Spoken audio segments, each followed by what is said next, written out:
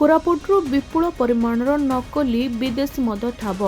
କୋରାପୁଟ ଜିଲ୍ଲା କୋଟପାଡ଼ ଥାନା ବଣ୍ଡାଗୁଡ଼ାର ଭଡ଼ା ଘରେ ନକଲି ବିଦେଶୀ ମଦ କାରଖାନା ଥିବା ସୂଚନା ପାଇ ଚଢ଼ାଉ କରିଥିଲା ପୋଲିସ। ଚଢ଼ାଉ ହେଉଥିବା ସୂଚନା ପାଇ ମଦ ମାଫିଆମାନେ ଚମ୍ପଟ ମାରିଥିଲେ। ଚମ୍ପଟ ମାରିଥିବା ଦୁଇ ଅଭିଯୁକ୍ତ ମାଲିକ ହେଲେ କୋଟପାଡ଼ ଥାନା ମାଛମାଳ ଗ୍ରାମର ଅମିତ ଗୁପ୍ତା ଓ ପଙ୍କଜ ଗୁପ୍ତା। ଏନେଇ ଜୟପୁର ଅବକାରୀ ନିରୀକ୍ଷକ ଶଶିକାନ୍ତ ଦତ୍ତ ଗଣମାଧ୍ୟମକୁ ସୂଚନା ଦେଇଛନ୍ତି। ଦୀର୍ଘ 1 ମାସର ପରିଶ୍ରମ ପରେ ବିପୁଳ ପରିମାଣ ନକଲି ବିଦେଶୀ କମ୍ପାନୀ ମଦ ପ୍ରସ୍ତୁତ କାରଖାନା ଠାବ କରିଛି ଜୟପୁର ଅବକାରୀ ବିଭାଗ। ମଦ ପ୍ରସ୍ତୁତକାରୀ ଦୁଇ ଅଭିଯୁକ୍ତ ଭାଇ ଘଟଣାସ୍ଥଳରୁ ଚମ୍ପଟ ମାରିଛନ୍ତି। ତେବେ କାରଖାନାରୁ ଭଳିକି ଭଳି ନକଲି ମଦ ପ୍ରସ୍ତୁତ କରି ବଜାରରେ ବିକ୍ରି କରୁଥିଲେ। एक्साइज कमिशनर मैडम जो की अनुसार तांकर निर्देश क्रमे राज्यर सब जगह आम स्पेशल ड्राइव मान कराऊँ नुआ वर्ष को नजर कर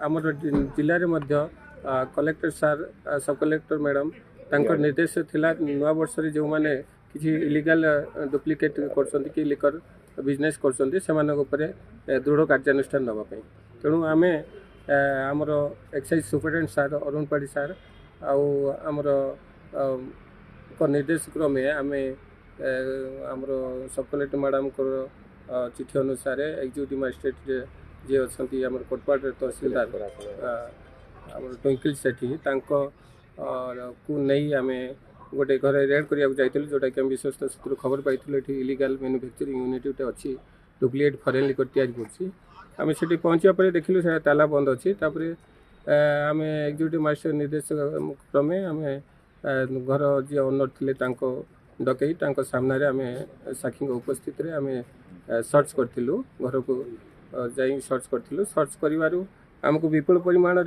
जो मैन्युफैक्चरिंग यूनिट थिला डुप्लिकेट कारखाना प्रस्तुत नकली विदेशी मद ओडिशा और छत्तीसगढ़ बिक्री होता तदंतरू जानिबाकु मिलिछि। मद प्रस्तुत कारखाना आनुमानिक 20 लाख टंकार मद जबत होइछि।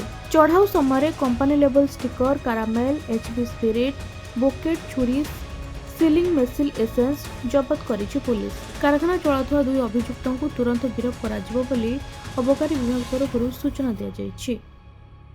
जो आसामी बा माफिया माने ए कारोबार लिप्त निश्चित भाव में से कठोर दंड दिज्व आगामी दिन में आउ से भाया करने को साहस करेंगे ना सबु प्रकार स्वच्छ शासन हम ठीक जिनस लोक पाइबे तापाई दृढ़ पदक्षेप भाव राज्य सरकार तापाई चिंता करेंगे एवं आगामी दिन में जिला प्रशासन भी चिंता करे तार स्क्वाड गठन करे जबत करने निश्चित भाव में मुझे कलेक्टर सहित आलोचना करी। जयपुर मनोहर त्रिपाठी रिपोर्ट खबर ओडिशा।